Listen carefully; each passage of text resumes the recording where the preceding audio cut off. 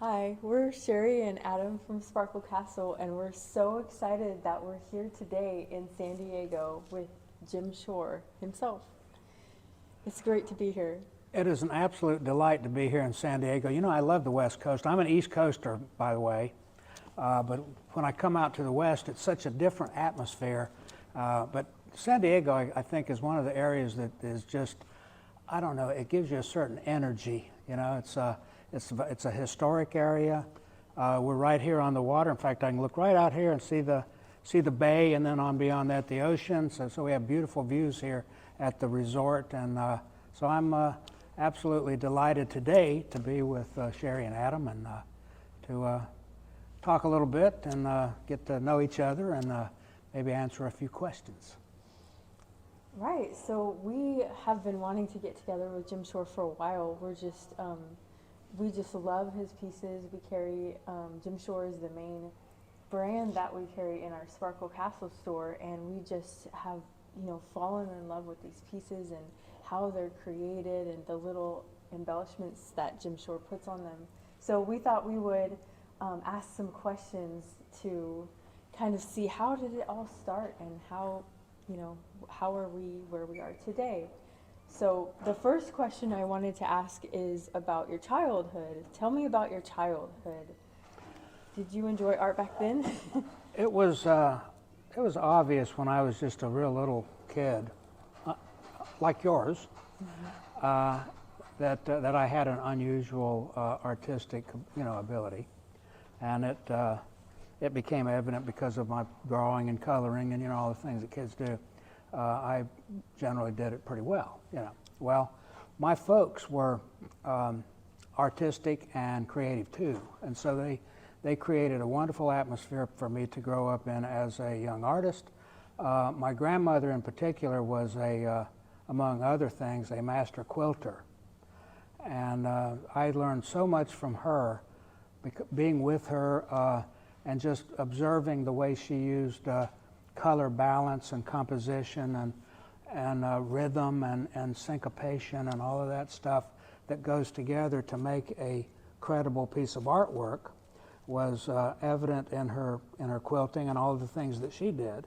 And so gaining an understanding of, you might say, what makes up art doesn't have to be done in a classroom. It can be done just through the intuitive absorption of being around people who also understand it, and that's basically how I got my art education, having never had an art lesson in my life, which is kind of ironic because I make lectures to graduate art students. Oh, wow. That's But fun. as I progressed, and became more interested in different mediums and different, art styles and that sort of thing, I did a lot of early painting. In fact, early on, I considered myself more of a painter than a sculptor, and so I would paint portraits, murals,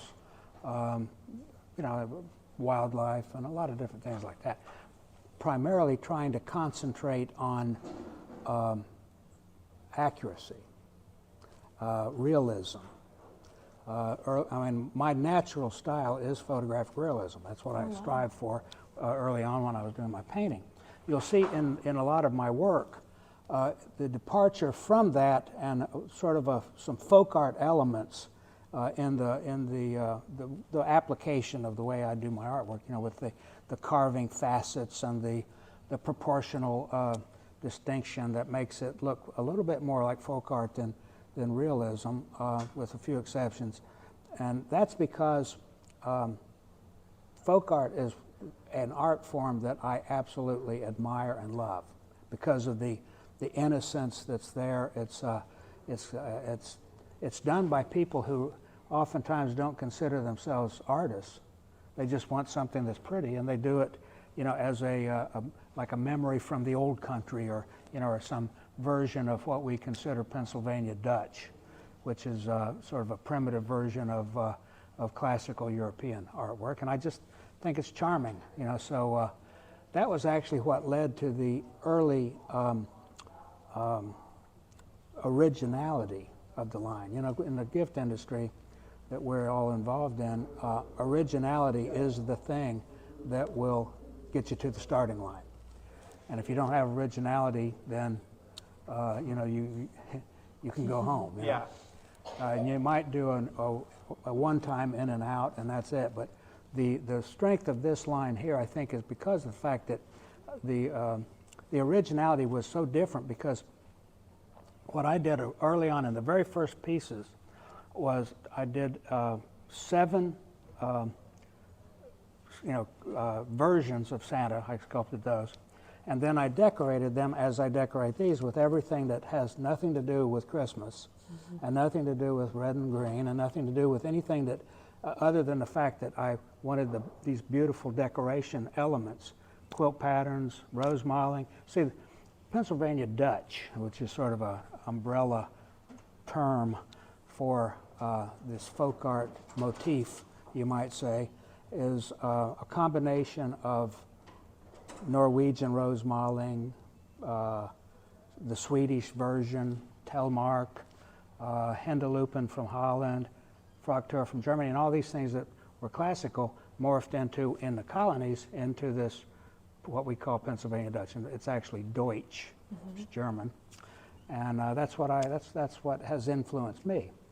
So that sort of, I got off the track from my childhood, but that's the way it goes. And so I use that influence. But I tell you, I think one of the things that has made the line continuously popular and successful and so forth, to the degree to which it is the fact that it goes in so many different directions, you know.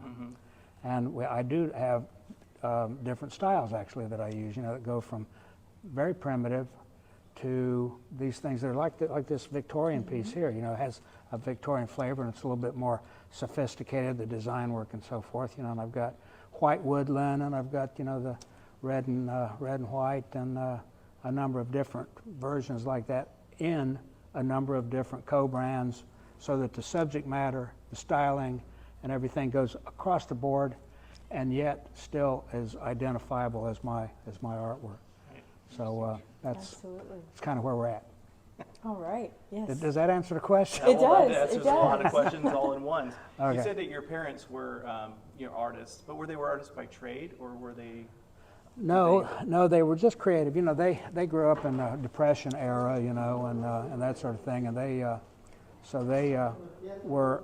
Dad worked construction, and Mom worked a mill, so that's kind of, you know, we're as rural Southerners, you know, that wasn't uncommon.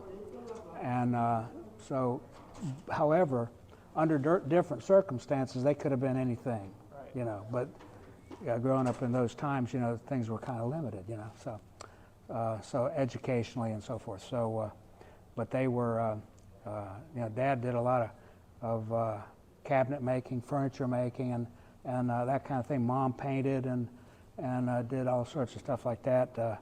She did a lot of upholstery and just a lot of things that required a creative ability, you know. So you've got a little bit of both worlds. You had the painting from your mother, and then you had the building, the construction, the three-dimensional artistry from your father. Well, even growing, I mean, all the time here, and even now, you know, if I take a notion to do something that requires a certain level of creativity, I usually can do a pretty good job of it, because I'm like my parents. I'm just naturally creative. You know? So that's great. So I do a lot. I do stained glass. I make custom knives. I do a lot of, you know, different kinds of carving and furniture and a whole lot of different things aside from this. So I have a lot of interests but they're all focused around, you know, my love of creating something with my hands. You know? That's great. Absolutely. That's great. Sounds good. All right, let me see. Second question. Second question. Well, you kind of answered the first two that I had. Okay. Which were, you know, tell me about your childhood and what did your parents do for a living. Let's see. Was there ever a time in your life when you wanted to do something other than art, and then how did you eventually land on being a professional artist? Well, in answer to your question, it never occurred to me to do anything other than focus on artwork continuously. Now, I used to do machine design on contract to finance my art projects, because the one thing that's so easy to do in the art world is be a starving artist. And I did that very successfully for a while. But yeah, I was always focused on doing some form of artwork, whether it was, you know, like stained glass projects or paintings or murals, or I did backdrops for museums, and, you know, a lot of different things like that. And that's what my real love, that's what I'm driven to do, you know. And so when it came about that my wife Jan and I decided to do artwork full time, we were living in Heath Springs, and that's in South Carolina. And we decided that we would use some of my sculpturing pieces, which actually was, I did sort of just a side project to entertain the kids and family and that sort of thing. Jan suggested that we take the pieces to the Charlotte Gift Show, get a booth, see if we can make some sales, you know, and we got started that way. And it's a little bit longer story than I'm telling, but we were fairly successful in the beginning at the Charlotte Gift Show. So pretty soon we decided in our place to start doing our own casting. So we started a casting house to do my artwork. And within 3 years, well, it started out just Jan and I just doing everything around the clock. And within 3 years, we had 355 employees, and we were one of the largest casting houses in North America. That's amazing. So that got us heavily into the business. And so it was a combination of the craft business and the gift business, you know, and then the gift side of the house. The craft part was us doing raw castings and allowing people to paint them themselves. And then we had established a whole painting operation, and we started heavily into the gift side of the business. So that's what started that. And then, however, the manufacturing got to be so cumbersome, and the pressure of imports and a lot of different factors, we decided to get out of manufacturing and get into licensing. And that way we could concentrate on us doing the creative side of it, which that's our true love. Right. And then the business side of it, we could turn that over to a company that would have all of the expertise to do the three-piece suit part of the business. And we chose to align ourselves with UNESCO, which is the largest and I suppose most successful gift distributor in the world. Right. And that was our first choice, and thankfully they gave us a chance. And but that actually we went to UNESCO to do a decorative garden collection, not this sort of thing. Heartwood Creek was actually started while I was licensing with UNESCO. Wow. One of the vice presidents, Kathy Cook, a wonderful woman, came and she said, you know, I'm familiar with your work in Designs Americana. That was our company in South Carolina. She said, and you did a lot of seasonal stuff. She said, if you would design for us a Santa collection that would be absolutely original, new, different, exciting, you know, we would like to see it. And I told her, I said, you know, Kathy, that's a really, really good idea. It's impossible because I've done hundreds of Santas, and hundreds of artists have done hundreds of Santas for hundreds of years. So I was telling her, you know, it's all been done, you know. But as I was saying no, I was thinking, you know what?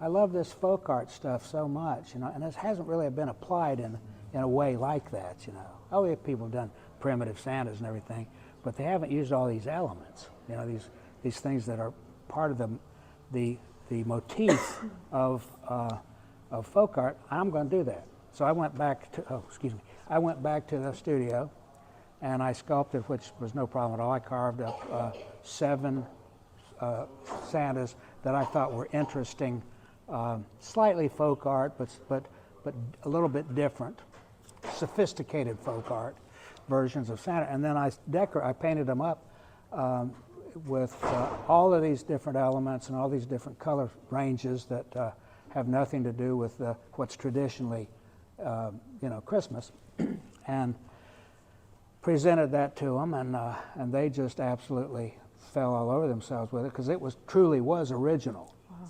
It was a completely different approach, and the first time we showed it at the Philadelphia gift show, and UNESCO was absolutely mobbed because of the pieces. Wow. And that. That was the beginning of all of it. That was the beginning. That was the beginning. And then based on that, we did the angels and the snowman, and then we started getting requests for licensing. Mm-hmm. And the first one was Disney. Right. And based on the success of that, where Disney requested that I do something that would be a combination of their characters and my style, and that was suggested actually by their top designer. And so it was a little bit of departure from what Disney normally did at the time. That's been mm-hmm. years ago. And it was very successful. And then on top of that came all the rest of them. So that's, and now today, we have, I think 15 co-brands and a lot of different directions and so forth. So let me ask you, what would be the brand that you haven't been able to do that you would wish that you could do? Star Wars. Star Wars. By and far, Star Wars. I mean, I've heard you say that, you'd love to be able to get into it. I was just wondering if that was really a dream brand, but Star Wars, that'd be amazing. We just recently got permission to co-brand with Harry Potter. Right. That's going to be exciting. Yes. And we've got a few other things in the works that I think will fit, and be exciting for a lot of folks. But Star Wars is something that we've been trying for, and it is a Disney product or property, but it's I think there's some other considerations that sure. We have to work through before we can get that. That's just a whole nother, obviously, galaxy. But yeah. like you have so many characters and so many ideas that could just populate from. Oh, the imagery is endless. Yes. Small pieces, personality pieces. Mm-hmm. Typically, when I do a grouping like that, I'll start out with a few personality poses. Okay. And I've got some concepts already worked up that are pretty. I think we've seen one of pretty the ones awesome, that you've shown on your live before. But it would be, the vignettes and the things, the Millennium Falcon and the different architectural aspects and the bar scene and and then mm-hmm. Jabba the Hutt. I mean, it just goes on and on. That we could do. So if we ever get the opportunity, that'll be straight in the pipeline. That's my wish. Immediately ready to go. That is my wish. That would be awesome. All right. What is the piece that you've created that you're the most proud of? Well, I am never totally satisfied with anything. Close. And that's, gratifying when I finish a piece and I think, that's pretty good, And but there's always something about it that that it doesn't quite fit. It doesn't quite the balance or the color, maybe a little. It's just I just work on this stuff and I agonize over this stuff. I mean, I wake at night thinking, oh my gosh, the flaw in that piece. Everybody's going to see that, But usually it's nothing, And everybody says, "Oh, you're the only one that's going to see that." I hate when to say that. But now there's one piece that I came very close to being completely satisfied with, and it was one of the early pieces that I did scenes in. Use mm-hmm. a piece as a backdrop for scene storytelling, and it was an angel, and I have some elements in there like the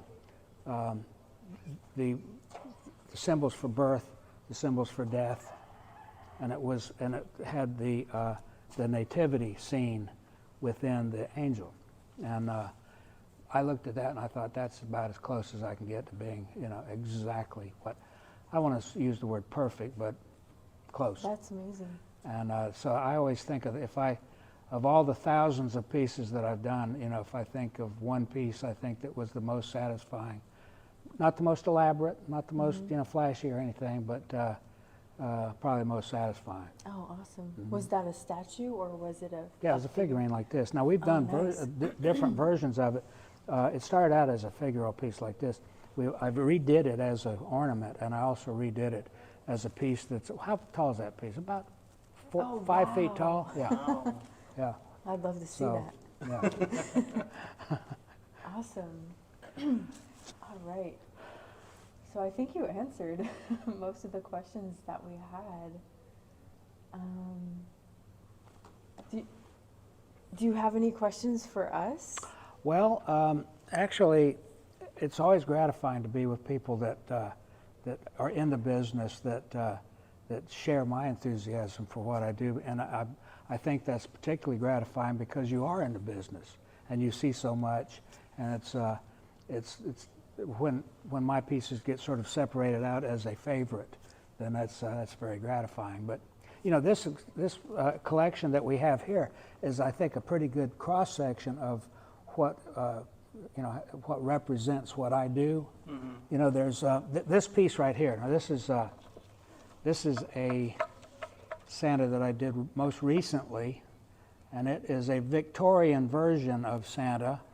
And as you can see, the different floral elements and the stylization and so forth like this, I think it makes it a really beautiful and outstanding piece as a centerpiece to be decorated around for, if you wanted to put that on your mantle or your, your dining table or something. See, Jan, she is a absolute force of nature when it comes to decorating. We put up 12 trees. Oh, wow. And we decorate absolutely everything that doesn't move in the house. That's why I stay moving. And yeah, she loves doing that kind of thing. She'll take a piece like this and then put other figural pieces around it, and ornaments and snow and greenery, and really make a massive thing. And that's what I always urge people to do. But I've got selections here from, this is a collection that I thought was very satisfying. And that was with for our friends at Animal Planet. And there's a couple pieces here that are a little bit more realistic, as you can see. And we have an African collection, we have a North American collection, and that's one that we will expand all over the place. Got a piece here. This is a Disney piece. This is unusual because typically Disney doesn't permit a single piece to have characters from different stories together. That's interesting. And so this is one of those unusual pieces that they permitted. So I was lucky there. Yeah, that is nice. But the pieces that are such a, well, this gives you a cross section, so you go from things like, well, like this. This is part of a continuity program, and this is one of the pieces within the train, Christmas train. So there's a lot of characters on there, actually, that are part of other pieces that I've done that I've taken off of that and put on this, and people that collect my art will recognize that. So the pieces of that kind of fun. And the rest of them are sort of self-explanatory. We could do a lot with the cardinal. Oh, cardinals. Cardinal is a subject that has special meaning to a lot of people because there's symbolism involved, and I'm included because a little situation happened that was very heartwarming to me concerning cardinals and the passing of my mother. Oh, wow. So I think about that a lot. So, yeah, there's emotional connection with a lot of this stuff, and one of the things that I love when I go out and actually meet with people like you all, or with people that I sign for at these signings I do, is the way some of these pieces make a special emotional connection, and it's not just a matter of it being simply a figurine, it's sometimes it's much more than that, and I find that very heartwarming and gratifying, to know that I'm part of the family's tradition. And that'll be forevermore, and it keeps me motivated, and it keeps me thinking about the importance of what we all do, you know, as far as bringing joy and happiness to people, and helping them celebrate their life, and helping them, you know, sometimes with their memory of those lost, and a lot of different things, you know. Yeah. Well, you mentioned the cardinals. Her grandmother, she collects cardinals. This one is. She loves this She loves piece. these, and you were talking about the emotional connection. I mean, I'm looking at this Santa, Cowboy Santa. Mm-hmm. When I saw it at the first time, I was emotionally connected to it because of the passing of my dad. Right. And so, you know, I can see that there's a lot of connection. A lot of people. We receive messages from customers All the time. constantly talking about how this piece spoke to them. I'm getting this piece for my late daughter, or my late father, or just a way for me to remember them. We hear it all the time, and it's just, it makes it so much more of a reason why we stay in doing this. Very rewarding. It makes it very rewarding. Every time we get a message from a customer, it just speaks to us, and it helps us to remember. Because we do epilepsy awareness. Our color is purple. You wear purple in I wear it memory of every your day. grandma. But we chose purple for epilepsy awareness. I'm epileptic, and so we just try to spread that awareness. But we have so many people who reach out to us and say, wow, that story is amazing. That speaks to me. I had epilepsy, or I have Some of a our family member. collectors. Some of our collectors, many of our collectors have epilepsy, and so it's an emotional register. And so this is an emotional register to so many people, and it's been fantastic to be able to meet you and hear your story. I agree. You know, we do a lot of patriotic pieces, you know, and we get a lot of feedback from veterans, or the families of the veterans, you know, and some who have been, you know, delighted over our pieces, and some who have used our pieces, you know, and the memory of our fallen soldiers, and we've supported them, you know, pretty heavily. And of course, a lot of the stuff is just based on pure joy too. You know, Right. that's you know, and it's hard for me to even think of this, of what I do as a commercial endeavor. Of course, it's all part of our, you know, our living and so forth like that. But you know, but when I'm actually doing the pieces, that's the farthest thing from my mind. You know, what it is, it's the emotional side of this that really turns me on. Makes me, It's fantastic. gets me up in the morning, you know. Absolutely. It's definitely a driving force. Well, we really appreciate you coming and talking to us, and just sharing a little bit of your heart about how you started. And, you know, I'm sure collectors will love to hear all the stories, and enjoy seeing some of the pieces that we brought out here for you. Well, it's my pleasure too, and it's always a delight to be with folks like you, who are a conduit between what I do and the people who are most important to us, and that's the ones that are watching right now, Exactly. the ones that we're actually working for, and so we never lose sight of that. So just you all know that you're loved, respected, admired, and we're working for you every day. All right. Thank you. Well, thank you very much for joining us. Bye for now.